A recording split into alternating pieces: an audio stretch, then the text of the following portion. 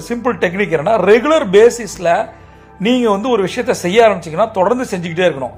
Right, கண்டென்ட்டை ready பண்ணியாச்சு, ரெகுலராக பண்ணணும் முடிவு பண்ணியாச்சு. என்ன மாதிரி இதில் பண்ணலாம் அப்படின்னு பார்த்தீங்கன்னா, யூடியூப் வீடியோஸு, எஃபி போஸ்ட்டு, இன்ஸ்டாகிராம் வீடியோஸு, லிங்க்டின்ல, ட்விட்டரில், பிளாக் போஸ்ட்டில், இமெயிலில், இது மாதிரியான விஷயங்களை தொடர்ந்து நீங்கள் பண்ணிகிட்டே இருக்கணும்.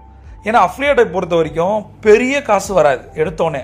ஃபஸ்ட் நான் பண்ணும்போது நான் 2008 சொல்கிறேன். நான் ஃபஸ்ட்டு அமேசானோட சேர்ந்து பண்ணேன். நான் அமேசானில் 2008 நான் பண்ணும்போது எனக்கு ஒரு 50 சென்ட் கிடைச்சாலே பெரிய விஷயம். ஒரு $1/2 $1 வந்தாலே பெரிய விஷயம். $1 வந்தாலும் ரொம்ப ரொம்ப சந்தோஷப்பட்டேன்.